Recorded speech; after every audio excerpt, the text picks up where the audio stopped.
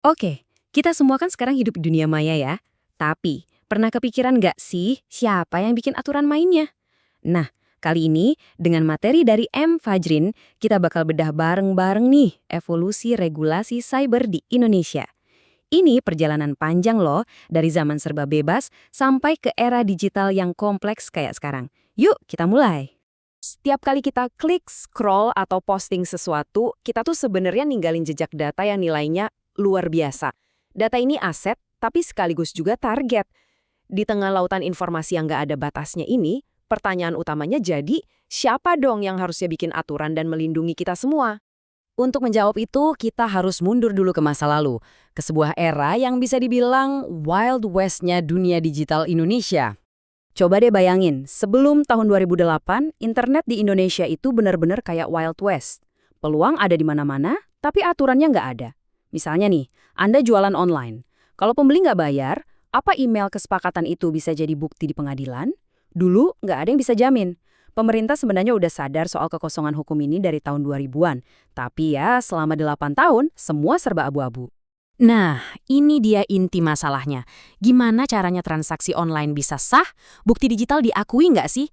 Tanpa jawaban yang jelas, ya investor jadi ragu, konsumen takut, dan ekonomi digital kita yang potensinya besar itu jadi susah buat lepas landas.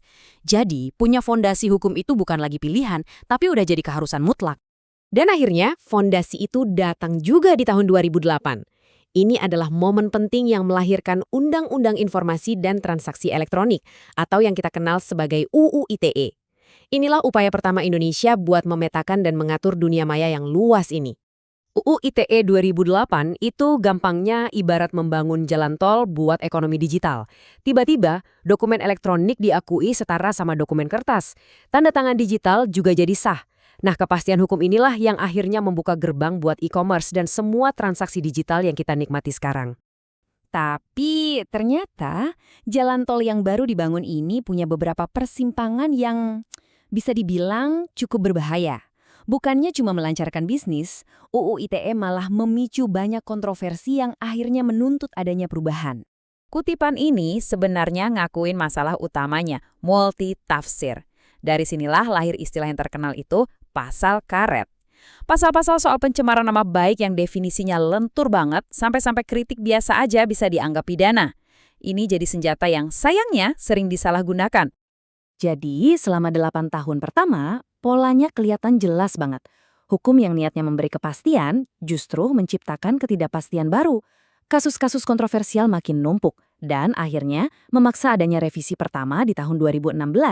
Tujuannya, ya buat mencoba mengencangkan pasal-pasal yang tadinya terlalu melar itu.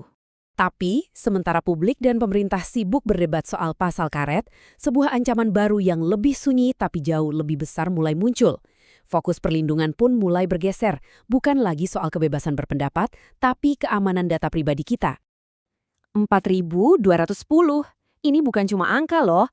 Ini adalah jumlah insiden siber yang dilaporkan di Indonesia cuma dalam 1 tahun, di 2023. Ini nunjukin kalau masalahnya bukan lagi soal 1-2 orang, tapi udah jadi ancaman keamanan nasional yang sistemik. Gawat kan? Serangan ransomware mulai bikin lumpuh layanan publik. Lebih parahnya lagi, data KTP, rekam medis, sampai data keuangan jutaan warga negara kita diperjualbelikan di pasar gelap. Alarm darurat udah bunyi kencang banget.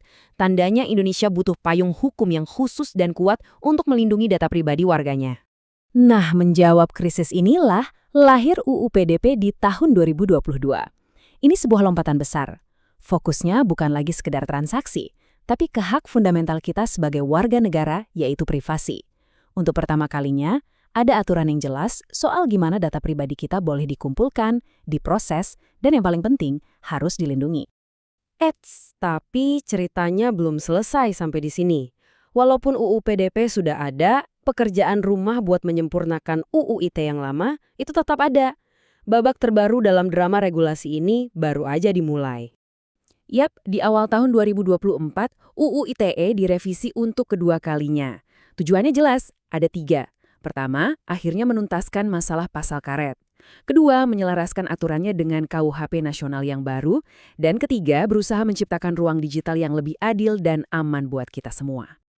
Oke, jadi revisi terbaru ini punya 3 pilar penting. Pertama, soal penguatan identitas digital biar transaksi kita makin aman. Kedua, ini yang krusial banget, perlindungan anak. Sekarang platform wajib melakukan verifikasi usia. Dan ketiga, peran pemerintah diperluas. Bukan cuma menindak, tapi juga membina ekosistem digital yang lebih sehat.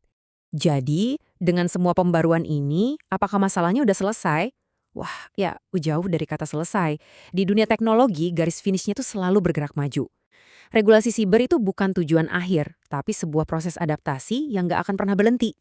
Kedepannya, PR-nya masih banyak. Mulai dari menyatukan semua aturan ini, membangun benteng pertahanan cyber yang lebih kokoh, dan yang paling penting nih, meningkatkan literasi digital kita semua.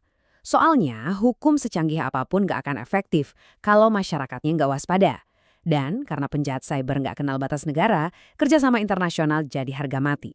Kita udah lihat gimana hukum terus berevolusi, terus mencoba mengejar ketertinggalan selama lebih dari 1 dekade. Tapi, ancaman siber juga berevolusi dan seringkali larinya jauh lebih kencang. Ini membawa kita ke satu pertanyaan mendasar. Mungkinkah hukum, yang sifatnya selalu reaktif, bisa memenangkan perlombaan melawan ancaman siber yang kayaknya selalu selangkah lebih di depan? Nah, itu dia tadi perjalanan panjang regulasi siber di Indonesia yang dirangkum dari sumber-sumber yang bisa Anda lihat. Terima kasih sudah menyimak.